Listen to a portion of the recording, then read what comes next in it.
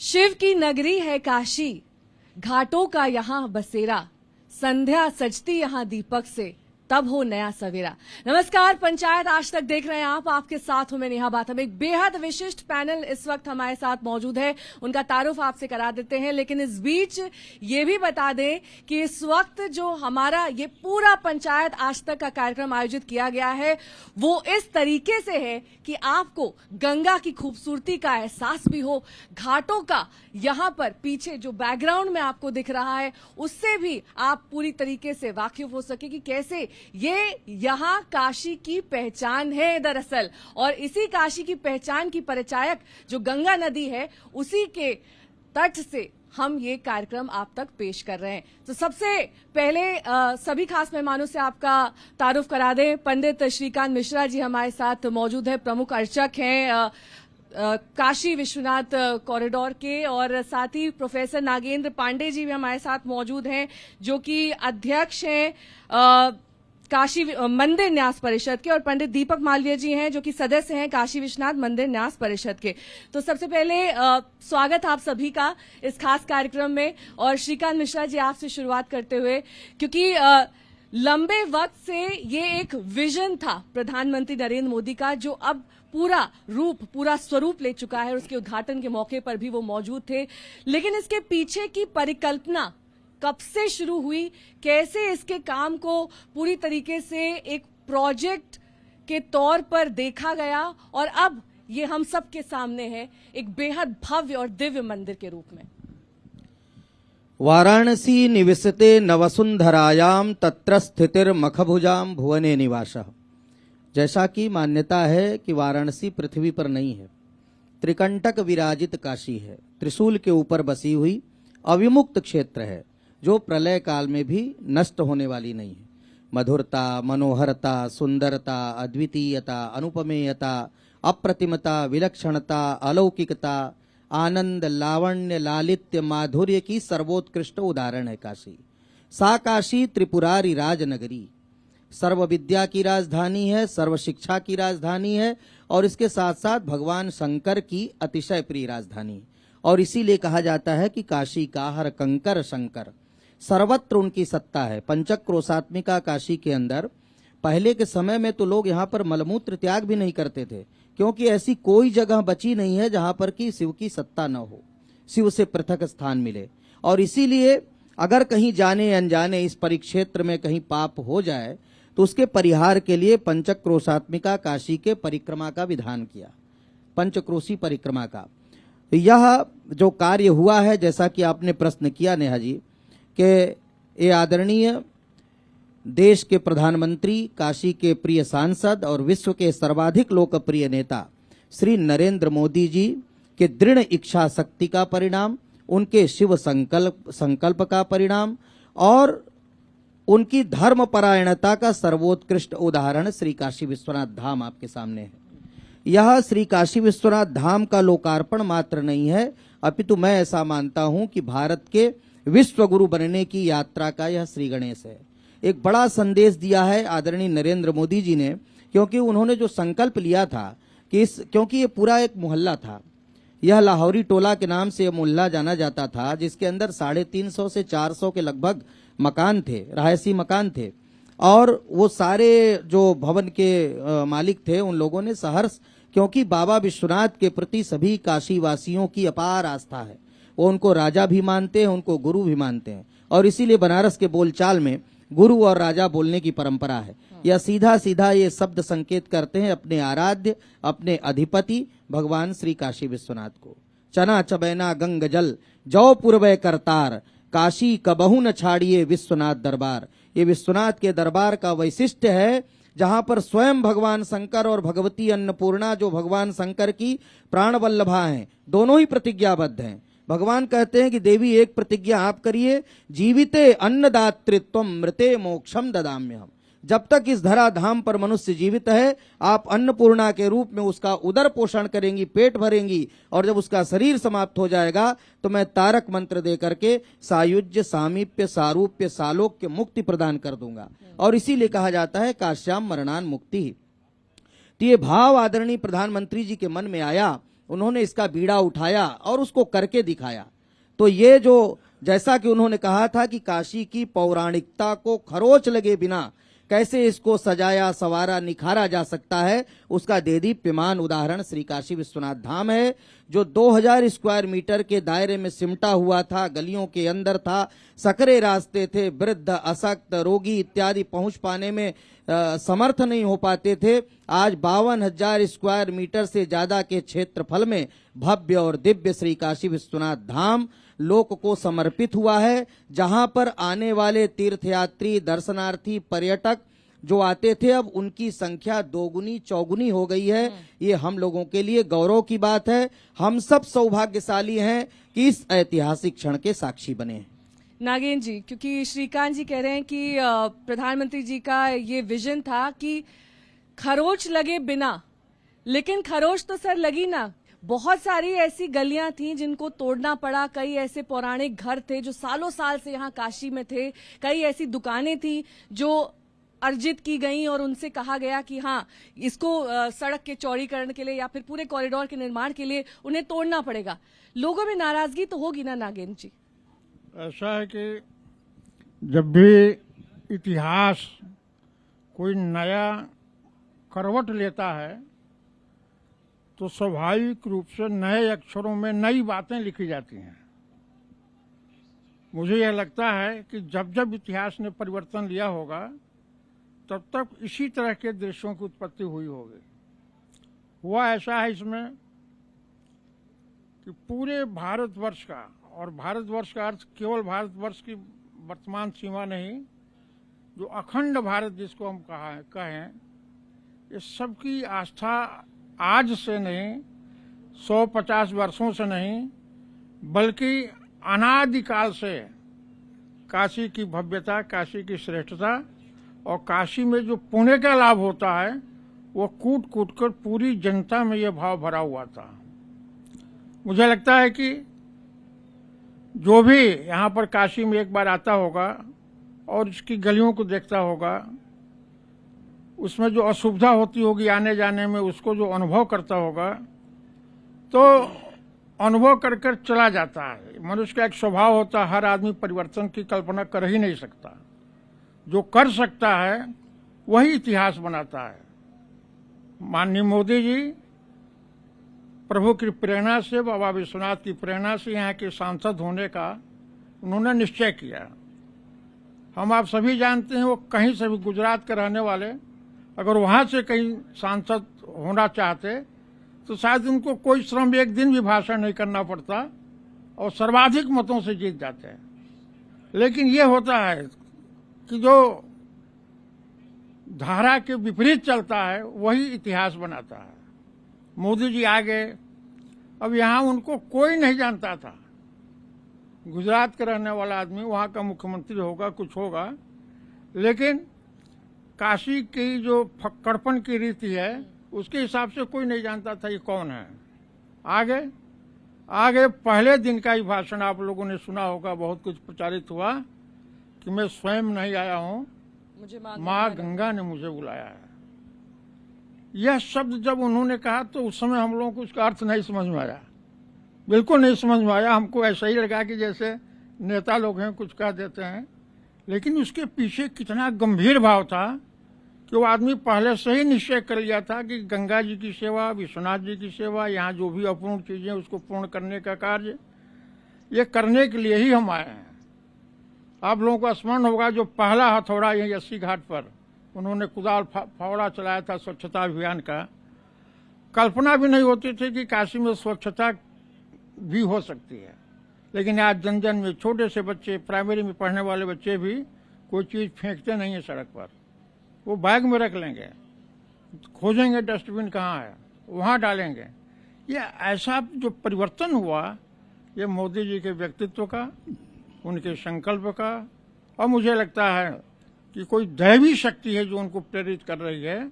उस दिव्यता का प्रभाव है कि मोदी जी इतने कम समय में और अपने संकल्प को पूरा करने में सफल हुए। मैं देखता हूँ अनेक लोगों का शिलापट लगा रहता है, कार्य पूरा नहीं होता, कार्य का शिलान्यास हो जाता है, लेकिन फिर भी वो शिलापट्ट कहाँ गया ये भी पता नहीं चलता है। लेकिन धन्य है मोदी जी और धन्य है बाबा विश्वनाथ का आशीर्वाद उनके ऊपर कि उन्होंने ये सारा काम, और जो आप कह रहे हैं गलियों में जो कठिनाई हुई, जो भवन हटाए गए, गलियां जो चौड़ी की गई, तो निश्चित है कि जब भी हम कोई नया काम करेंगे, हम अपना ही घर बनाएंगे, तो नया अगर बनाएंगे तो पुराने को हटाना होगा। एक बिल्कुल उसके साथ एक साइड सच्चाई है कि वो होगा। और घर जिसका भी हटा होगा उसको इसलिए नहीं कष्ट हुआ कि मुझसे लोग कह रहे हैं कि हमारा घर क्यों नहीं आ गया। बाबा भोलेनाथ के लिए क्यों? सर्वस्व भी त्यागने को तैयार हो गए लोग। नहीं, उनको इतना कहना चाहिए कि संतुष्ट किया गया, इतना संतृप्त कर दिया गया कि अब किसी को कोई कष्ट नहीं है, कठिनाई नहीं है। और अंततः घाट किसका है, गलियां किसकी हैं, वो भवन किसके हैं, सब आम जन के लिए ही है। पूरी जनता आती जाती है, लेकिन हम काशी वासियों को समझना चाहिए कि काशी केवल काशी वालों की नहीं है, काशी पूरे भारतवर्ष की है, पूरे भारतवर्ष की। गुजरात और की है, इसी आपकी इस बात आंध्रा को की आगे है। बढ़ाते हुए मैं दीपक जी से सवाल करूंगी। पंडित जी, क्योंकि ये कहा गया कि पहले राम मंदिर निर्माण की शुरुआत हुई, उसके बाद काशी विश्वनाथ कॉरिडोर आया, अब मथुरा में भी मंदिर बनाने की बात आ रही है, तो एक संदेश गया पूरे देश में कि हिंदू ध्रुवीकरण की कोशिश की जा रही है, हिंदुत्व को आगे बढ़ाया जा रहा है। और ये टाइमिंग को लेकर भी सवाल उठाए गए, क्योंकि चुनाव से एंड पहले कॉरिडोर का उद्घाटन होना, एक भव्य कार्यक्रम का आयोजन होना, तो सिर्फ उत्तर प्रदेश तक ये मैसेज सीमित नहीं रहा, पूरे देश में ये मैसेज गया कि ऐसा सिर्फ हिंदुओं को लुभाने के लिए किया जा रहा है। गंगा तरंग रमणीय जटा कलापम गौरी निरंतर विभूषित वाम भागम नारायण प्रिय मदंग मदापहारम वाराणसी पुरपतिम भज विश्वनाथम। वाराणसी काशी ये त्रिलोक में सबसे न्यारी नगरी है। धर्म, विद्या, संस्कृत और संस्कृति, इसका सबसे बड़ा स्वरूप इस वाराणसी में आपको दिखाई पड़ता है। एक दुर्लभ कार्य भगवान विश्वनाथ के मंदिर का विस्तारीकरण, जो जिस शहर में आपने देखा होगा गलियों का नगर, और इसके बीच में जाकर 400 मकानों को डिमोलिश करके 2-3 मोहल्ले उसमें समाप्त हो गए और उसके बाद उस मंदिर का निर्माण किया। यह माननीय प्रधानमंत्री जी के, माननीय मुख्यमंत्री जी के अदम्य साहस और दूरदर्शिता का प्रयास है, और हिंदू जनमानस को इससे बड़ा ही आनंद हुआ है। आज काशी विश्वनाथ मंदिर का जो स्वरूप है वो अपने में दुर्लभ, अदम्य है। आप विश्वनाथ मंदिर की बात कर रहे हैं, अभी आपस में हम लोगों ने चर्चा किया है, पहले हुई है। अद्भुत अद्भुत मंदिर है भगवान विश्वनाथ का। दाहिनी ओर माता जी उस लिंग में स्वयं निवास करती हैं, बाईं ओर भगवान शिव उसमें हैं, विराजते हैं। तो ये निश्चय है कि मुक्ति का मार्ग जो है यहाँ पर सुनिश्चित हो जाता है। काश्याम मरणान मुक्ति की चर्चा पहले भी हुई है अभी हम लोगों के बीच में। यह शहर अपने में अद्भुत है, और अद्भुत प्रयास के बाद और एक निश्चय मत ये है कि यह काशी विश्वनाथ मंदिर धाम के स्वर्णिम काल का समय है। साथ ही धर्म की रक्षा करने वाले, धर्म के लोग जो जगत गुरु हैं, जो आश्रम हैं, इनके लिए भी बड़ा ही आनंद का समय है। ईश्वर की कृपा से यह अद्भुत कार्य हुआ, और आगे भी इसी तरह के सराहनीय कार्य प्रदेश की सरकार और देश के प्रधानमंत्री के निर्देश पर होते रहेंगे। हम लोग इसका स्वागत करते हैं। आपने मेरे सवाल का जवाब नहीं दिया। आपने कहा अदम्य साहस का परिचय देता है ये पूरा कॉरिडोर प्रोजेक्ट, और एक विजन था, एक ऐसा सपना जो काशी वासियों ने भी लंबे समय से देखा था। और अब जब ये कागज से उतरकर जमीन पर आ चुका है, तो पूरे देश के लिए एक मिसाल है। क्योंकि जिस तरीके से काशी नगरी है, सकरी गलियां, और जिस तरीके से उस मंदिर की तरफ एंट्री थी, उसे देखकर कभी लगता नहीं था कि ऐसा भव्य प्रोजेक्ट हमारे सामने आएगा। लेकिन जो मैसेज जिसकी मैं बात कर रही थी, वो मैसेज दरअसल जाता है कि हिंदुत्व को और हिंदुओं के वोट को साधने के लिए इस तरीके का प्रोजेक्ट लाया गया। क्या आप इस बात से सहमत हैं? नहीं, देखिए, हम आपसे चर्चा कर रहे हैं। हमारा भारतीय राजनीति पर कोई अधिकार नहीं है, और हम समाज, धर्म, ज्ञान, शिक्षा इत्यादि की चर्चा कर सकते हैं, जिससे कर्मकांड, ज्योतिष, जिससे हमारा जुड़ाव है। ठीक है। जिसके विधा के लिए हमें उस मंदिर में शासन द्वारा नियुक्त किया गया है कि मैं उस मंदिर में धर्म के कार्यों में सहयोग करूं। मंदिर के संचालन में आदरणीय अध्यक्ष जी हमारे बैठे हुए हैं, इनके साथ मिलकर हम लोग कार्य करें। जब अंधेरे में कोई प्रकाश करता है, उस प्रकाश का प्रभाव केवल जहां वो बैठा वहीं तक नहीं होता है, वो दूर तक जाता है, और जाना भी चाहिए। और वह प्रशंसा के योग्य है जिसने अंधेरे में उजाला कर दिया। अब हिंदुत्व और हिंदू का अगर इससे संबंध जोड़ा जाए, काशी विश्वनाथ शुद्ध रूप से हिंदू का है। ये काशी नगरी की पूरी संरचना शुद्ध हिंदू की है, सनातन धर्म की है, विविध अखाड़ों की है, साधुओं की है, महात्माओं की है, सन्यासियों की है। तो मुझे ऐसा नहीं लगता कि कोई अच्छा काम हो रहा है तो उसका प्रभाव न पड़े। वो पढ़ना चाहिए। हम चाहते हैं कि ये पढ़े। क्यों पढ़े? कि जो अंधेरे में छिपे हुए उल्लू हैं, कम से कम वो प्रकाश तो देख सकें। मुझे बहुत खुशी है इस बात की कि पहली बार ऐसा हुआ कि हिंदू शब्द और हिंदुत्व शब्द राजनीति में आया है। इसके पहले केवल समाजवाद, सेकुलरवाद, धर्मनिरपेक्षवाद, जितना भी दुर्वाद हो सकता है वही सब बात आते थे। मुझे यह जरूर कहने की इच्छा हो रही है कि हम सब लोग अंततः जो है देश का विभाजन हुआ तो हिंदू मुसलमान के नाम पर हुआ। इस सत्य को कौन झुठला सकता है? सब लोग स्वीकार करेंगे इस देश का विभाजन ही जाति के आधार पर हुआ, धर्म के आधार पर हुआ। तो जब चावल और दाल एक में मिले हुए थे तो दाल आपने निकाल लिया, तो बाकी बचा उसको चावल ही कहेंगे, खिचड़ी तो नहीं कहेंगे उसको। लेकिन अनेक कारण रहे होंगे, मैं नहीं उसमें जाना चाहता। लेकिन ये जरूर है कि आम जो हिंदू यहाँ का जनमानस है उसको अपने हिंदुत्व को समझना चाहिए, और हिंदुत्व को समझने करते उसमें दया हो, परोपकार हो, दूसरे के आदर करने की भावना हो, धर्म संस्कृति में जिसकी आस्था हो, ये मानवीय गुण जो है वही हिंदू गुण है, और वो गुण होना चाहिए। ये नहीं कि जिसको पाओ उसका गला काट लो, जिसको चाहो उसका मंदिर तोड़ दो।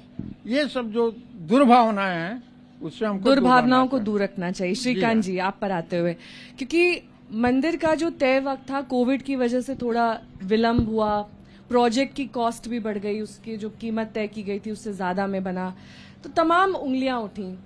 लोगों का ये कहना था कि जो पैसा लोगों के विकास के लिए, शिक्षा के लिए, रोजगार के लिए, इन तमाम चीजों के लिए होना चाहिए था, वो एक कॉरिडोर को बनाने में लगा दिया गया। हालांकि हर अच्छे काम के साथ इस तरह के आरोप प्रत्यारोप का दौर चलता ही है, लेकिन 2014 में प्रधानमंत्री आए थे, उसके बाद से ही उन्होंने इसका जिक्र करना शुरू कर दिया था। 39 महीने रिकॉर्ड समय में ये तैयार हुआ, इसकी भी बहुत चर्चा की गई। कैसे संभव हो पाया? क्योंकि बीच में 3 दर्जन बाद खुद मुख्यमंत्री आए इसे देखने, और उन्होंने सुनिश्चित किया कि जिस दिन तय वक्त, तय तारीख पर ये सबके सामने हो और पूरे देश के लिए एक मिसाल बने। देखिए, मैं ऐसा मानता हूं कि यह भगवत माया से, भगवत अनुग्रह से, भगवत प्रेरणा से ही यह कार्य संभव हुआ है। क्योंकि इतने अल्प समय में, और जहां तक आपने कहा कि पैसे को लेकर के सवाल उठ रहा है, ये तो मैं आपसे पहली बार ऐसा प्रश्न सुन रहा हूं कि किसी ने प्रश्न किया है। नहीं तो पूरा विश्व इस बात से आह्लादित है। विश्व के कोने कोने में फैले हुए जो सनातनी बाबा के अनन्य भक्त, धर्मपरायण हिंदू जन हैं, सनातनी हैं, जिनकी अपार आस्था है बाबा विश्वनाथ में। क्योंकि ये सामान्य स्थान नहीं न है। सा काशी त्रिपुरारी राज नगरी, ये भगवान शंकर की अतिशय प्रिय राजधानी है। अनंतानंत ब्रह्मांड, मायांड, जीवांड, शाक्तांड और प्रकृत्यंड को चमत्कृत करने का, नेतृत्व करने का सामर्थ्य रखती है। जहां तक हिंदू की बात है, मैं तो एक बात और इसमें जोड़ दूं, न केवल हिंदुओं की आस्था है अपितु अनार्यों की भी आस्था बाबा विश्वनाथ के प्रति रही है। मैं इसका उदाहरण आपको देना चाहता हूं।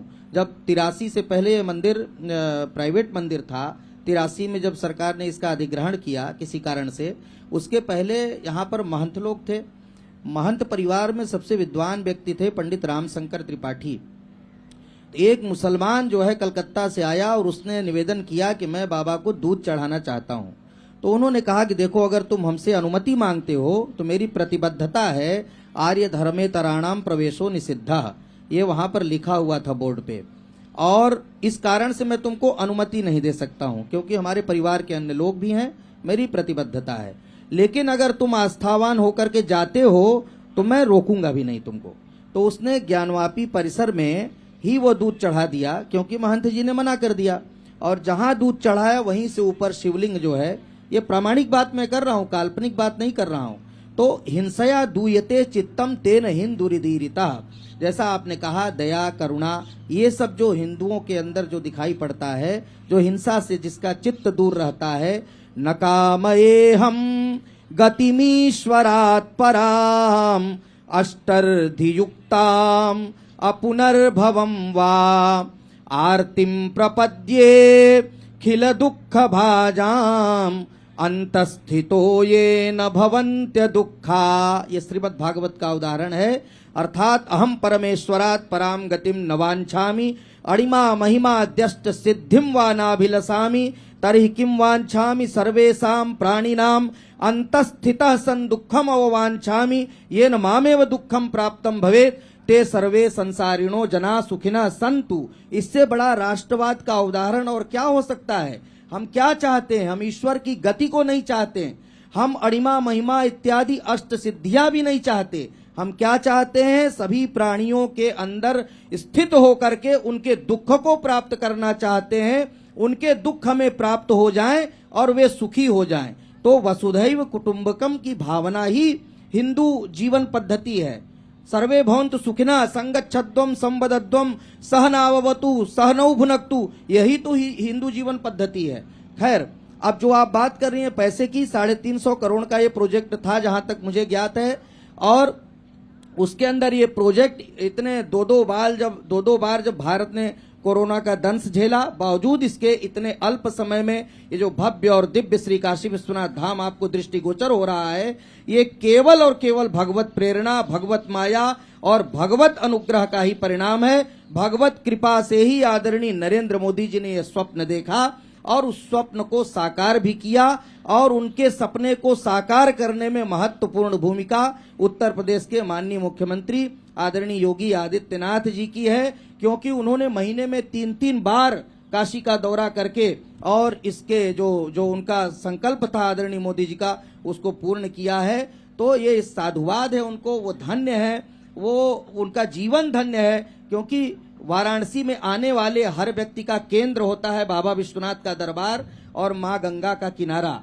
तो अब गंगा के किनारे को बाबा विश्वनाथ से उन्होंने जोड़ दिया। आप देख सकते हैं ललिता घाट से स्वयं आदरणीय मोदी जी स्नान करके, कलश में जल लेकर के, और पूरे रास्ते वो चल करके, माने जो 3 किलोमीटर 2.5 किलोमीटर की दूरी थी उसको 350 मीटर में कर दिया। सीधे ललिता घाट से ये दिखा दिया करके, ये जो संदेश है ये प्रदर्शन मात्र नहीं है, उन्होंने आज की नई पीढ़ी को एक संदेश दिया है किस प्रकार बाबा के दरबार में जाना चाहिए। असारे खलु संसारे सारमेतत् चतुष्टयम काश्याम वासा सताम संगा गंगाम भ शिव पूजनम। असार संसार में 4 तत्व ही शास्त्रों ने बतलाया सारभूत।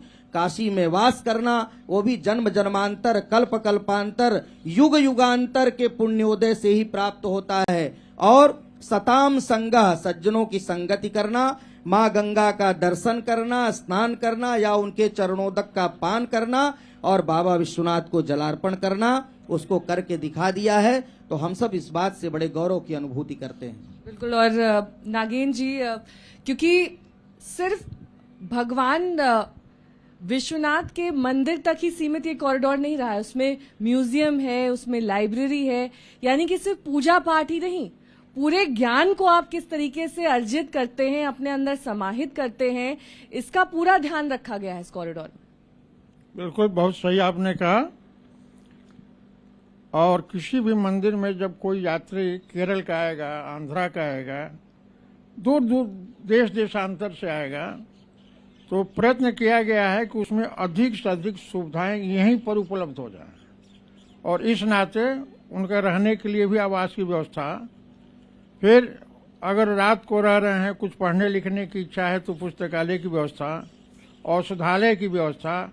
लगभग यहाँ के यात्रियों को जो भी आवे तो ये गली में निकलकर पूछना न पड़े कि यहाँ ये चीज़ कहाँ है, वो हम उसको प्रस्तुत करें।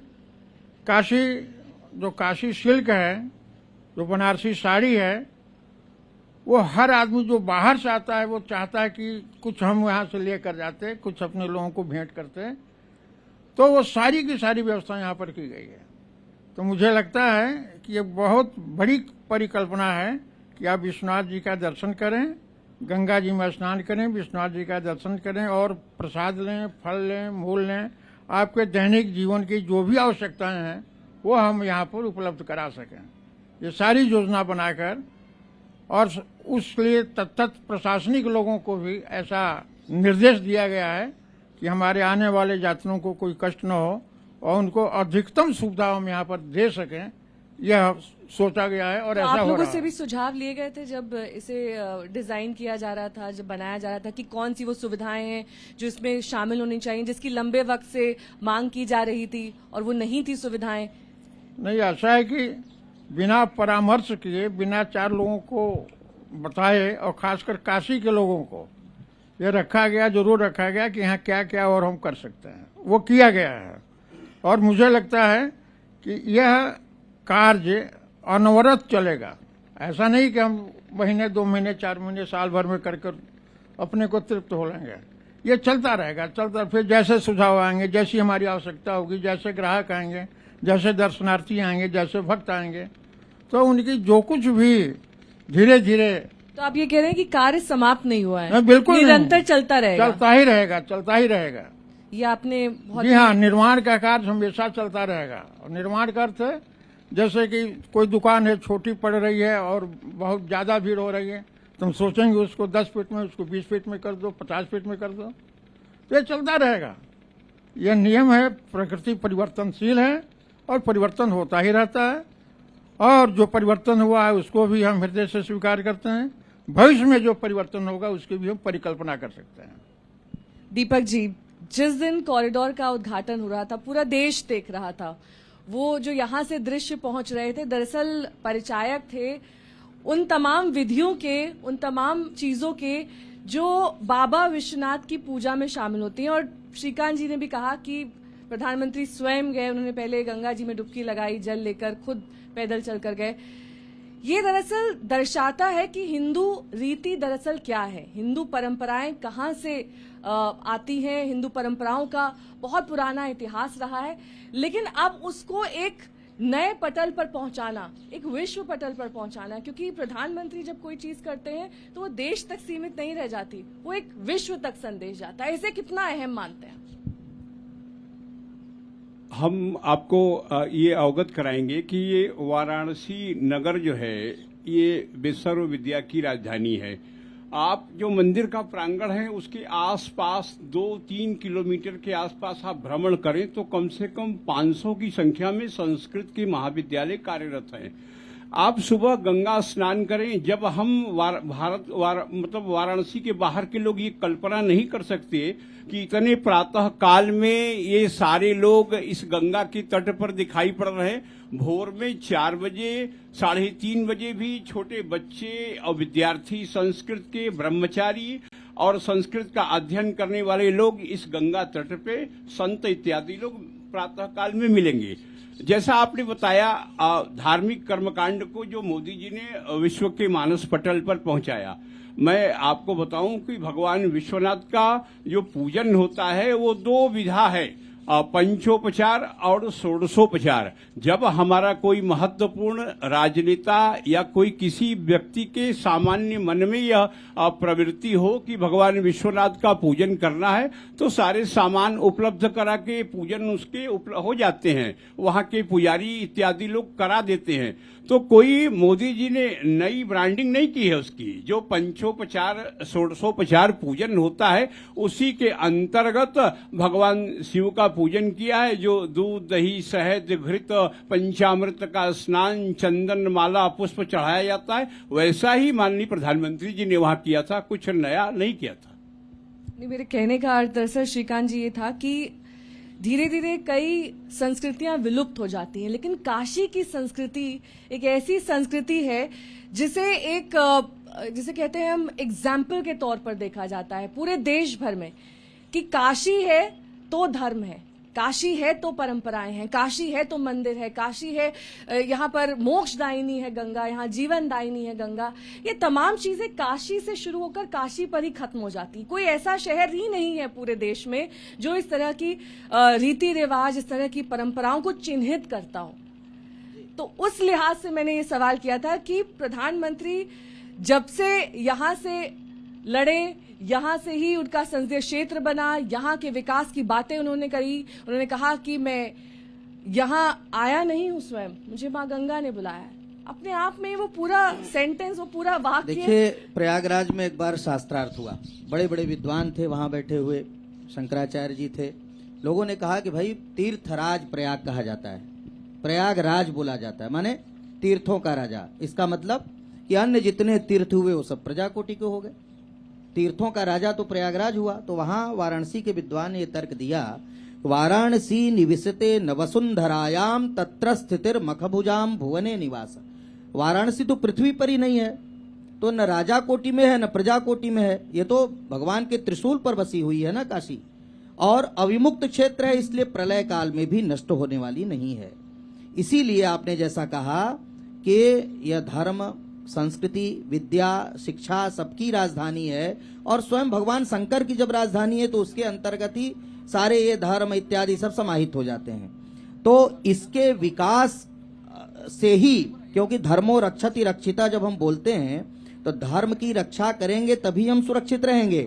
तो उससे अभिप्राय ये होता है कि धर्म के साथ साथ धर्म स्थलों की भी व्यवस्था, उनके सुंदरीकरण का, उनके विस्तारीकरण का, और अयोध्या मथुरा माया काशी कांची यवंतिका पुरी द्वारावती चैव सप्तैता मोक्षदायिका। 7 मोक्षपुरियां कही गई हैं, अयोध्या मथुरा माया यानी हरिद्वार, काशी कांचीपुरी अवंतिका उज्जैन, पुरी द्वारावती चैव सप्तैता मोक्षदायिका। लेकिन उसके बाद शास्त्र ने कहा क्या कि अन्यानि मुक्ति तीर्थानि काशी प्राप्ति कराणी च। अन्य जो 6 मुक्त तीर्थ हैं उनका मुक्ति प्रदान करना, काशी प्राप्त करा देना है। वस्तुतः जो निर्वाण है, मुक्ति है, मोक्ष है, सद्गति है, वह तो जब तारक मंत्र भगवान देते हैं यहाँ पर तभी मनुष्य को प्राप्त होती। इसलिए इस स्थल का विकास करना बहुत ही आवश्यक था, और शायद यह इतने वर्षों के बाद, माने रानी अहिल्याबाई होलकर ने इस मंदिर का आज से 350 साल से ज्यादा का समय बीत गया जब मंदिर निर्माण करवाया था। तो उस समय इतनी जनसंख्या नहीं थी, उतनी आबादी नहीं थी, उतनी आवाजाही नहीं थी लोगों की। आज लगातार दिन प्रतिदिन जनसंख्या बढ़ रही है, तीर्थयात्रियों, दर्शनार्थियों, पर्यटकों की संख्या बढ़ रही है। सबसे ज्यादा विदेशी पर्यटक काशी के अंदर आते हैं। अभी कोरोना काल के बाद से थोड़ा अभी आना कम है, नहीं तो प्रातः काल सूर्योदय देखने के लिए गंगा के तट पर ये हजारों की संख्या में विदेशी आते हैं, तीर्थयात्री आते हैं। सबसे ज्यादा दक्षिण भारत से आने वाले श्रद्धालु हैं यहाँ पर। जी बिल्कुल, हाँ, तो यहाँ पर 70 लाख आप जो कह रही हैं उसको और चौगुना आप मान लीजिए, क्योंकि अभी आदरणीय मोदी जी जब से इसका लोकार्पण किए हैं उसके बाद से लगातार ये जो है भीड़ बढ़ती जा रही है। लोगों को उत्सुकता है, जिज्ञासा है, क्योंकि अपार श्रद्धा है बाबा विश्वनाथ के प्रति। और जैसा कि आदरणीय मालवीय जी ने कहा, आदरणीय अध्यक्ष जी ने कहा, यहाँ के महात्म्य के ऊपर वस्तुतः वामांगे गिरिराज राज तनया, सर्वत्र अखिल विश्व में भगवती बाएं बैठती हैं, लेकिन काशी ही एक ऐसा स्थान है जहां पर भगवती दाहिने बैठती हैं, और दाहिने बैठने के कारण सृष्टि अवरुद्ध हो जाती, इसको मुक्ति क्षेत्र कहा जाता है। तो इसका विकास तो होना ही चाहिए, इसका विकास होगा तभी भारतीय संस्कृति धर्म इत्यादि का विस्तार और विकास होगा। बहुत ही खूबसूरत बात आपने यहाँ कही कि धर्म का विकास होगा तभी संस्कृति का विकास होगा, और इसी के साथ इस सेशन का समापन हम करेंगे। आप तीनों का बहुत बहुत शुक्रिया हमारे साथ पंचायत बहुत आज तक आभार में आपका। शामिल होने के लिए, और धन्यवाद। ज्ञान काफी प्राप्त हुआ आप सभी की बातों से कि किस तरीके से कॉरिडोर सिर्फ विकास के लिहाज से, धर्म के लिहाज से महत्वपूर्ण नहीं है, बल्कि एक संदेश देता है कि दरअसल अपने मंदिरों के लिए, अपनी परंपराओं के लिए, अपने जो आपके जितने भी आपके भगवान हैं, चाहे वो काशी विश्वनाथ हो या फिर देश भर में जो तमाम मंदिर हैं, उनको विकसित करना चाहिए, उनको एक ऐसे पटल पर पहुंचाना चाहिए ताकि देश भर में नहीं दुनिया भर में संदेश प्राप्त हो सके। बहुत बहुत शुक्रिया आप सभी का।